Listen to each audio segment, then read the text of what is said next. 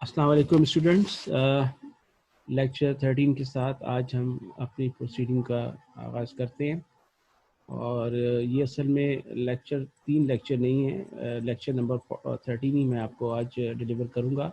असल में मैंने इसकी जो प्रॉपर पॉइंट स्लाइड्स हैं वो तीनों लेक्चर्स की एक साथ बना दी हैं, तो इससे परेशान मत होइए क्योंकि आज हम 3 लेक्चर्स को हम डिस्कस करेंगे।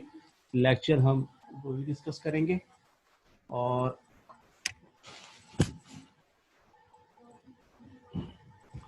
दो ही लेक्चर हम डिस्कस करेंगे और इसके बारे में आपको बताएंगे कि जो मेडिसिनल प्रिपरेशंस हैं या क्रूड ड्रग्स हैं या हर्बल मेडिसिन है, इसका क्या जो है वो यूज़ है।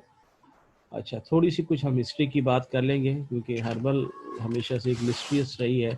कोई कहता है कि हर्बल मेडिसिन का कोई इफेक्ट नहीं होता, कोई कहता है कि बहुत ज़्यादा इफेक्ट होता है। तो कुछ लोग हुक्मा और जो यूनानी मेडिसिन वालों पे क्रिटिसिज्म करते हैं। देखें, बहुत सिंपल सी बात यह है कि देखें, इसमें तो कोई शक नहीं है कि मेडिसिन प्लांट में थेरेपेटिक वैल्यूज़ होती है, लेकिन अगर उसको हम साइंटिफिक पैमाने के ऊपर या साइंटिफिक मेजरमेंट के तौर के ऊपर उसको लें, अब तो बाकायदा हर्बल मेडिसिन के फार्माकोपिया भी अवेलेबल हैं। इसके अलावा चाइना में बहुत बड़ी मार्केट है, इंडिया में बहुत बड़ी मार्केट है, पाकिस्तान में भी अच्छी खासी फर्म्स हैं जो यूनानी मेडिसिन बनाती हैं। अभी मैं आपसे जिक्र करता हूँ ये यूनानी मेडिसिन क्या है और ये किस तरह इसको हम यूनानी मेडिसिन कहते हैं। तो ये सारी बातें आप इंट्रो में हम करेंगे। थोड़ी सी हम अपनी फार्माकोग्नोसी भी रिकॉल करेंगे। मैं थोड़ा सा आपको उसका फार्माकोग्नोसी का टच ज़रूर दूंगा और बताऊंगा कि एक्चुअली फार्माकोग्निस्ट जो होता है वो ज़ाहिर फार्मासिस्ट होता है, तो वो क्या क्या उसके फंक्शंस हैं, वो क्यों चाहते हैं। ठीक है, तो ये सारी बातें आज के लेक्चर का हिस्सा होंगी। कुछ मैं ट्रेडिशनल जो अल्टरनेटिव मेडिसिन है उसके बारे में आपको बताऊंगा कि कौन कौन से जो सिस्टम्स हैं अल्टरनेटिव मेडिसिन की जो दुनिया में राइज हैं। होम्योपैथी का भी सिस्टम है, एक्यूपंक्चर का भी है, अल्टरनेटिव मेडिसिन यूनानी मेडिसिन भी है, चाइनीज़ हर्बल मेडिसिन भी है। तो इसको हम थोड़ा थोड़ा हिस्टोरिकली देखेंगे। देखें, अगर हम थोड़ी हिस्ट्री की बात करें तो ग्रेनिकल्स को कहा जाता था कि ग्रेनिकल्स, उसको शायद हकीम जालिनूस भी कहते हैं, वो जो था वो मौजूद था हर्बल मेडिसिन या फाइटो फार्मास्यूटिकल्स का, क्योंकि शुरू में लोग अपना इलाज जड़ी बूटियों से करते थे। उनको जड़ी बूटियों के आइडेंटिटी पता थी, उनको पत्तों के शेप, साइज़ और इस तमाम चीज़ों की मदद से वो उनका इलाज करते थे। ज़ाहिर ऐसा तो नहीं है कि पहले लोग बीमार नहीं होते थे या उनको क्रॉनिक डिजीज़ या एक्यूट डिजीज़ नहीं होती थी, तो वो उनके इलाज का एक अपना सिस्टम होता था। थोड़ी सी कॉग्नोसी को भी हम देख लेंगे कि आखिर कॉग्नोसी है क्या, वर्ड क्या है और ये क्या है।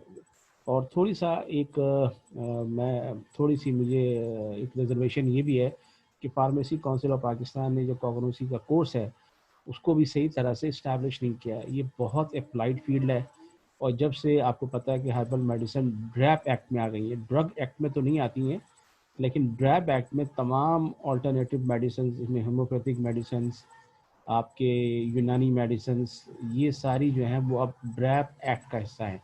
ड्रैप एक्ट 2012 में आया था जिसमें हर्बल मेडिसिन का एक पूरा एक शुबा बनाया गया और उसको रेगुलेट करने के लिए जो है वो किया। अब जितनी भी मेडिसिन बनाती हैं, हमदर्द, करशी और भी है, या हर्बियन भी, हर्बियन तो चूँकि ज़रा एक्सपोर्ट की तरफ जाती है, तो वहाँ भी जो है इनको कंट्रोल करने की, रेगुलेट करने की कोशिश की गई है।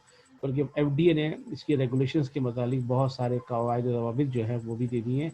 मेरे पास अल्हम्दुलिल्लाह बहुत सारी किताबें हैं हर्बल मेडिसिन पे, और मैं आपको अपना पर्सनल अगर एक्सपीरियंस बताऊं तो मुझे फार्माकोग्नोसी बिल्कुल पसंद नहीं थी जब मैं बी फॉर्म में था, क्योंकि उसमें रट्टाफिकेशन ज़्यादा थी कि एक फैमिली के नाम याद कर लिए, उसके कंपाउंड के नाम याद कर लिए और वही आपको लिखना है इम्तिहान में, या स्ट्रक्चर्स के बारे में थोड़ा सा बता दिया, इंस्ट्रूमेंटेशन के बारे में बता दिया।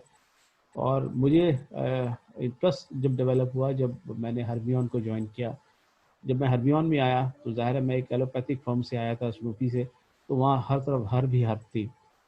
तो फिर मैंने वहाँ पे बहुत स्ट्रगल किया। मैंने देखा کہ کس طرح چیزوں کو نا سائنٹیفک پیمانے کے اوپر ہم لاتے ہیں، ہبس کیا ہوتی ہیں، یہ سیکشن کٹنگ جو ہم کرتے ہیں، زائل انفلوئنگ کیا ہے، پھر را مٹیریل کی اسپیسیفیکیشنز بنائیں.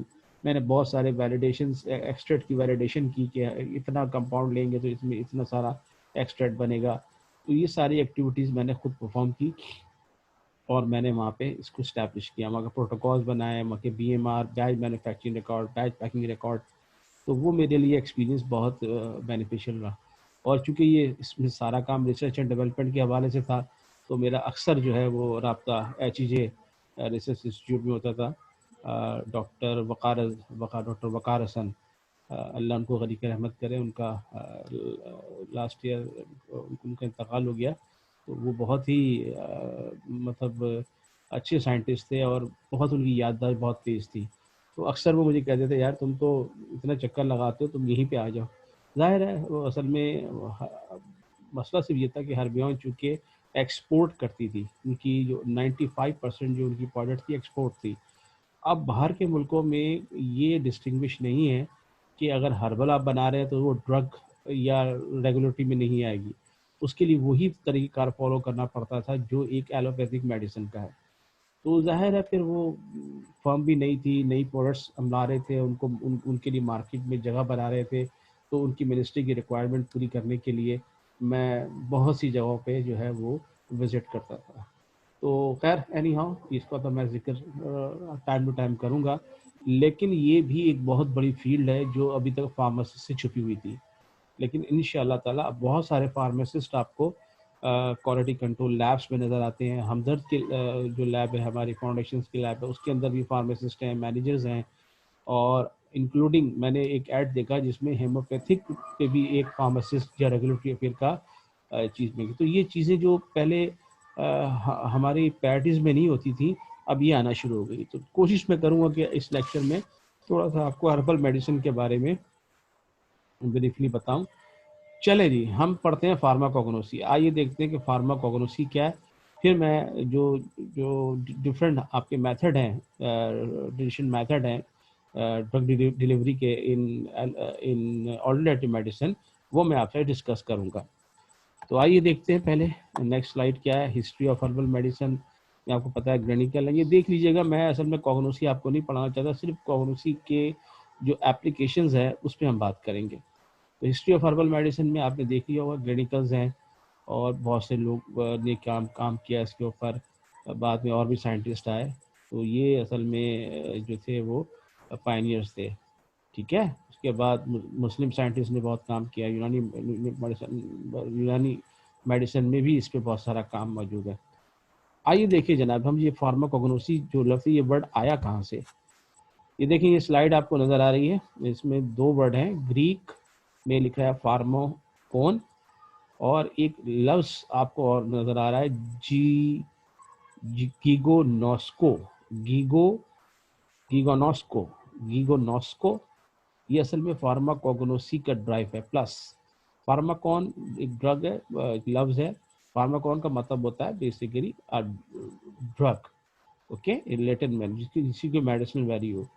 ٹھیک ہے. فارماکون اینڈ گیگنوسکو اسی سے ایکول جو بنا وہ بنا فارماکوگنوسی. اب اس کا انگلش ٹرانسلیٹ کریں تو فارماکون کا مطلب ڈرگ ہے اور گیگنوسکو کا مطلب نالج ہے.